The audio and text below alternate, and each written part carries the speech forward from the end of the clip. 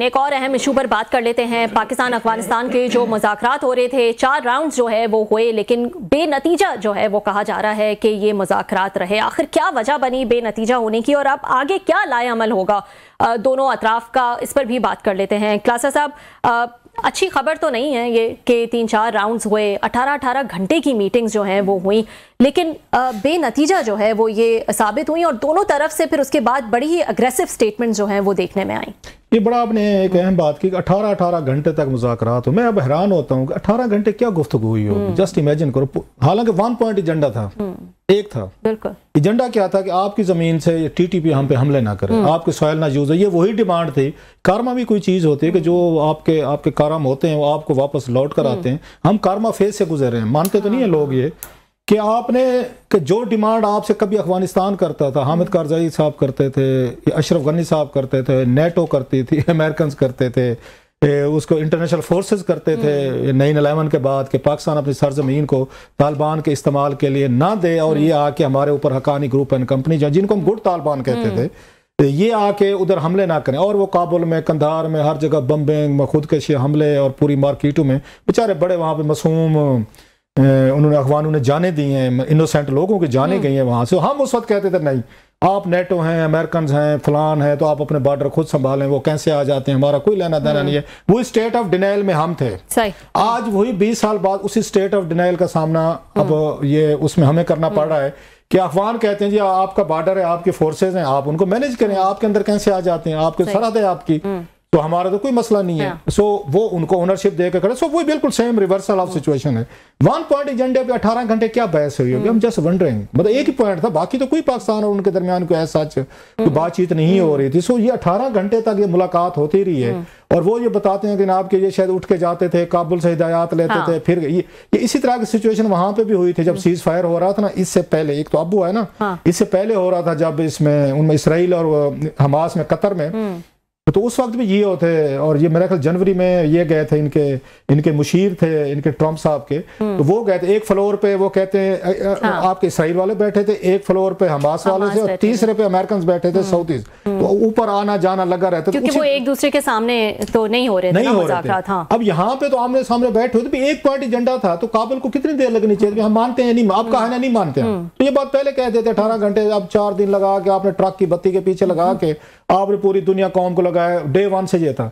मसला ये है कि आपको कौन ये गाइड कर रहा है कि आपको पाकिस्तान से लड़ जाना चाहिए? जो पाकिस्तान की वरी है मेन, वो साफ ज़ाहिर है पाकिस्तान के नजदीक जो यूजुअल सस्पेक्ट है वो इंडिया है। इंडिया को एक चीज का बड़ा एडवांटेज हुआ है, 40 साल तक हमने इन्वेस्टमेंट की इन लोगों पे, इनको पाला पोसा बड़ा किया, भाई समझा, मतलब बला बला क्या क्या इनको बादशाह टाइटल दिया गया। ये हमने इनको ये बांस पे चढ़ाया था कि आपने 2 अंपायर को शिकस्त दी है। ये अंपायर का कब्रिस्तान हमारे दानश्वर थे, हमारे एंकर से, हमारे कॉलम निगार थे, हमारे सहाफी थे जो बैठ के टीवी चैनल्स पे उर्दू कॉलम में उन्होंने कहा जनाब 2 सल्तनतें तबाह कर दी इन्होंने। अमेरिका सुपर पावर को इन्होंने शिकस्त दी, इन्होंने रशियन को शिकस्त दी, कब्रिस्तान बना दे, जिसका ख्वाजा आसिफ साहब ने आज एड्रेस भी किया है कि कब्रिस्तान कैसे बने थे। वो बेचारे अफगान जो है उन्होंने जाने दी हैं, मजलूम उसमें मासूम औरतें बच्चे मारे गए, लाखों की तादाद में मुल्क छोड़ गए, दुनिया भर में असलम ले रहे हैं और वहां पे वो उनको जाने दिए। आप समझते हैं आज कोई भी अफगान पाकिस्तान से जाने को तैयार नहीं है। जो आप कहते हैं हमने कब्रिस्तान बना दिए थे, आज तो सबको वापस जाना चाहिए था ना, कि हमारा मुल्क जो है बदल गया है, हम वापस जा रहे हैं। आज एक भी बेचारा रो रहे हैं और उनको जबरदस्ती उनको निकाला जा रहा है, उस पर यहाँ से भेजा जा रहा है वापस।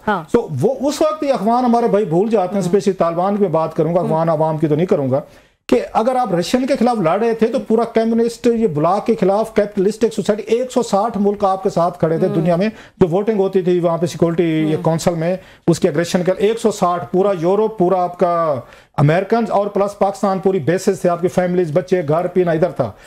तो सेम अमेरिकन के साथ जब आप लड़ रहे थे, पाकिस्तान पे इल्जाम ये था कि डुअल खेल रहे हैं। आपको इन्होंने प्रोटेक्ट किया हुआ था, इन्होंने बैठ के सारा आपको मेहमान, आपकी क्वेटा शूरा बनी हुई है, आपको कराची के सेफ हाउसेस में रखा हुआ है। ये मुल्ला ब्रदर वगैरह को यहाँ से सेफ हाउसेस से निकाल के कतर में अमेरिकन के साथ मुज़ाकरात के लिए कौन ले गए थे, कहाँ से थे? इल्जाम भी पाकिस्तान पे ये लग रहा था कि आप डबल गेम खेल रहे हैं हमारे साथ, पूरी दुनिया से हमने ये ताने भुगते हैं। अब वो कहते नहीं हम अकेले लड़ रहे थे, हमने 2 वो ये उसकी वजह वो नहीं है, ये बांस पे हमने चढ़ाया था। ये हमारे दानिशवर थे, हमारे ये सहाफी थे, हमारे कॉलम निगार थे, जिन्होंने कहा जी 2 कब्रिस्तान बना दिए, क्योंकि एस्टेब्लिशमेंट ये चाहती थी कि इनको वो करें, हमारे ऐसे हैं और हमने अफगानिस्तान के जरिए हमने पूरी दुनिया खित्ते को वो करना है।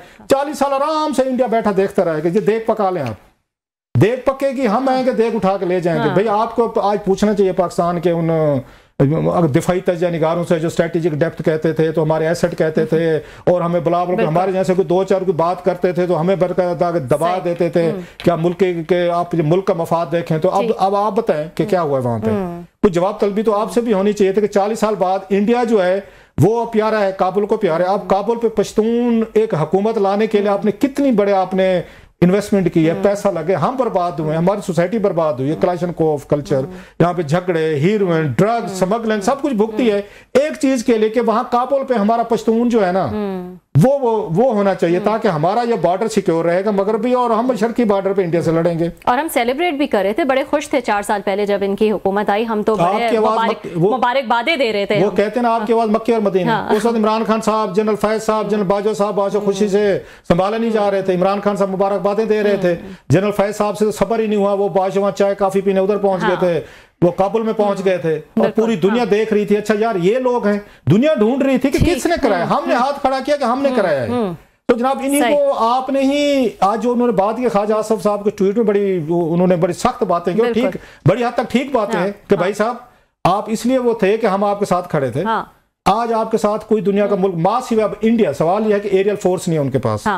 क्या इंडिया वो ओपनली जो है 2 काम कर सकता है? क्या उनको एरियल फोर्स अपनी भेजेगा लड़ने के लिए, अफगानिस्तान को मुआहदा करेगा अपना डिफेंस का कि इंडिया हमारा डिफेंड करेगा, नंबर 1। नंबर 2 वो उनको कोई मिसाइल देगा कि जी आप ये पाकिस्तान के साथ मिसाइलों की जंग लड़ लें। अगर वो करते हैं तो पाकिस्तान और इंडिया के दरमियान एक डायरेक्ट वार शुरू हो सकती है। उधर से ट्रंप साहब ने कॉल की हुई, हमारे मोदी साहब के जिनके जख्मों पर रोज और नमक छिड़कते हैं, और वहाँ इंडिया वाले कह रहे हैं भाई आपकी 56 इंच छाती का क्या बना, भाई आप तो ट्रंप के सामने बोल नहीं सकते। फिर फील्ड मार्शल को जो है उन्होंने अप्रिशिएट किया, उनकी तारीफें की, और वहाँ जो है वो मोदी साहब, अच्छा ट्रंप साहब ने फिर फोन भी कर दिया कि भाई साहब पाकिस्तान से जंग नहीं करनी, so he has already declared his sides. तो अफगानिस्तान को चीजें समझ नहीं आ रही कि आपकी ट्रांजिट रेट हमसे होती है, आपको एक नेचुरल एक रास्ता, बाउंड्री, बॉर्डर हमारे साथ मिलते हैं। सिंपल एक डिमांड है जो आप कभी हमसे करते थे कि जनाब आपकी सरजमीन इस्तेमाल नहीं होनी चाहिए, और किसी वक्त खुदा ना खास्ता देखिएगा टीटीपी बाज नहीं आएगी, ये कोई ना कोई काम करेंगे। इतने समझदार जो होते ना अफगान हमारे हुक्मरान, तो वो ये 9/11 वाले वाकयात से सीखते कि एक उनसे उनकी सरजमीन यूज हुई 9/11 को, पूरी 20 साल के लिए बेचारे उन पे बम्बिंग हुई, तबाही बर्बादी हुई।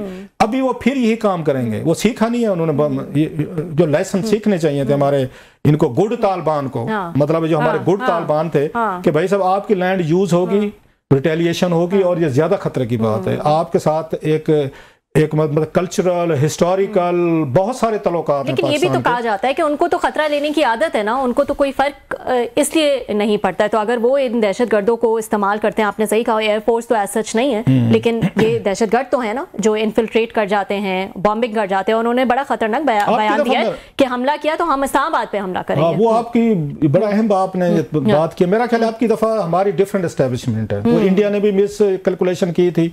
तो भी फेयर, ये थोड़ी सी अजीब सी बात, हमें भी कोई इतनी तवक्को नहीं थी कि हमारी आर्मी या हमारी एस्टेब्लिशमेंट इस लेवल की जाके इंडिया के साथ मैच करेगी, बल्कि मैच करेगी, मैच को जीत लेगी। ये हम नहीं कह रहे, चलो हम तो हमारे बैसेज हो सकते हैं, ये ट्रंप साहब कह रहे हैं रोज के। आज तो उन्होंने एक और बात की, लास्ट बात करूंगा कि वो ये उन्होंने कहा 7 new brand and beautiful planes. अब तो न्यू ब्रांड और ब्यूटीफुल तक आ गए। अगला ये मेरी बात लिख के रखें, अगली दफा नहीं राफेल का नाम लेना, अब वो स्टेज आ गई है। तो ऐसे मैं कहूंगा हमारे अफगान भाइयों के लिए कि आपकी दफा पाकिस्तान एस्टेब्लिशमेंट वो जनरल बाजवा साहब वाली नहीं है, जनरल फैज वाले नहीं है, जो आपको 10 रुपए भी दे रहे थे और 35-40 हजार तालिबान वापस ला के बसा भी रहे थे। आपकी दफा मेरा ख्याल है हमारी एस्टेब्लिशमेंट बड़ी डिफरेंट है, कॉन्फिडेंट ज्यादा है। वो 10 मई वाली जंग के बाद इंटरनेशनल लेवल पे, लोकल लेवल पे, सो ये कहना जब इस्लामाबाद पे हमला करेंगे, मुझे और भी खतरा है जो ख्वाजा आसिफ साहब के बयान है। आपकी दफा तालिबान की शायद टॉप लीडरशिप को भी उसी तरह निशाना बनाया जाएगा, तो आपकी दफा मुझे नहीं लग रहा कि सिंपली वो कुछ वो करेंगे। आपकी दफा कोई अगर वहां से हमला हुआ पाकिस्तान पे, मुझे लगता है कि आपकी दफा हमारा वो रिएक्शन जो है ना वो बहुत ज्यादा सीवियर होगा। ख्वाजा आसिफ साहब ने बड़ी लाइंस जो है ना, बैटल लाइंस आज बड़ी उन्होंने क्लियर कर दी। वो विश के सैनिटी प्रिवेल्ड कि हम कोई नहीं चाहता खुदा ना खास्ता कोई इनोसेंट लाइफ कोई काबुल में या कोई अफगानिस्तान में या पाकिस्तान में जाए हो। दोस्ती पीस सबको सूट करता है, लेकिन आप वाली बात बाज लोग जंग उनके लिए बिजनेस बन जाती है। So it has become a business for them, तो फेयर एनफ।